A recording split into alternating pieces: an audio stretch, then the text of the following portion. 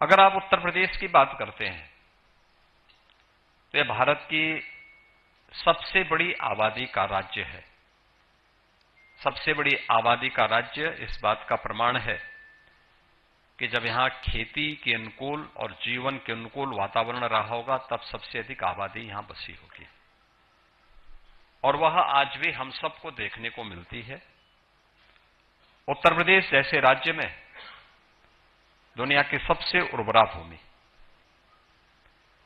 दुनिया की सबसे अच्छा जल संसाधन, अगर आज भी आप देखते होंगे दुनिया के अंदर अगर सिंचित भूमि का प्रतिशत सबसे अधिक कहीं पे है तो वह भारत के अंदर, और भारत में कहीं है तो वह उत्तर प्रदेश के अंदर ही आपको मिलेगी। और जो प्रारंभिक शर्तें हैं उन सब शर्तों को पूरा करते हुए थोड़ा भी हम ध्यान दे दें तो कैसे परिणाम आते हैं। परिणाम किस रूप में सामने आते हैं? भारत की कृषि योग्य, भारत की कुल आबादी का 16 से 17% उत्तर प्रदेश में निवास होती, जनसंख्या उत्तर प्रदेश में निवास करती है। लेकिन कृषि योग्य भूमि में, भारत की कुल कृषि योग्य भूमि में कुल 11% यूपी के पास है। लेकिन खाद्यान्न उत्पादन इसी 11% भूमि में हम भारत के कुल खाद्यान्न उत्पादन का 21% उत्पादन अकेले उत्तर प्रदेश करता है।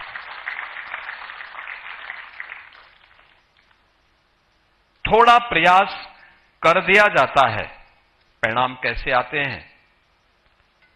कृषि उत्पादन की जो गति है उसको कैसे बढ़ाया जा सकता है? गत 9 वर्ष में मुझे इस बात पर प्रसन्नता की अनुभूति होती है कि थोड़े बहुत प्रयास जब किए जाते हैं तो परिणाम कैसे आते हैं। हमने कृषि विकास की दर को उत्तर प्रदेश के अंदर 8% से बढ़ाकर के 18% तक पहुंचाने में सफलता प्राप्त की है। आपने और इसमें यहां पर उपस्थित जितने भी कृषि वैज्ञानिक हैं, जितने भी शोधार्थी हैं, उन लोगों ने भारत के राष्ट्रगीत वंदे मातरम की गाथा को सुना होगा। यह भारत के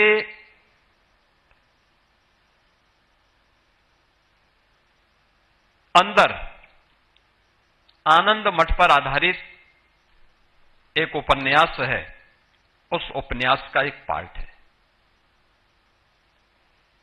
यह बंगाल के त्रासदी पर आधारित गीत है। बंगाल के अंदर जब अकाल पड़ती है क्या स्थितियां हुई थी, लोग भूखों मर रहे थे। वहां का एक जमींदार महेंद्रनाथ के परिवार पर भी किस प्रकार की बीती थी, और फिर सन्यासी विद्रोह हुआ था।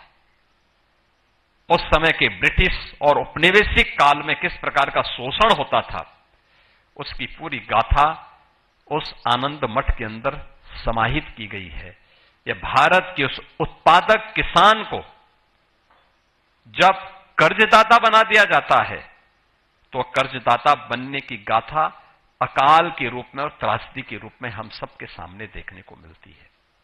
अगर आप भारत के विकसित भारत और आत्मनिर्भर भारत की गाथा को देखेंगे, जब ये भारत दुनिया के अंदर, दुनिया की अर्थव्यवस्था में, जब उत्तर प्रदेश यानी भारत जब 44 से 45% अर्थव्यवस्था पर उत्तर प्रदेश का अधिकार था, उसका आधार भारत की कृषि थी, यानी भारत का अन्नदाता किसान था और भारत का कारीगर था। यानी यही दो थे। यहां पर खेती को हमने केवल किसान को केवल खेती तक सीमित नहीं रखा था, वो अपने आप में कारीगर भी था। ये दोनों काम मिलकर के होते थे। हमारा किसान उत्पादक था और वही किसान जब कारीगर के रूप में काम करता था तो उद्यमी के रूप में भी अपने आप को स्थापित करता था।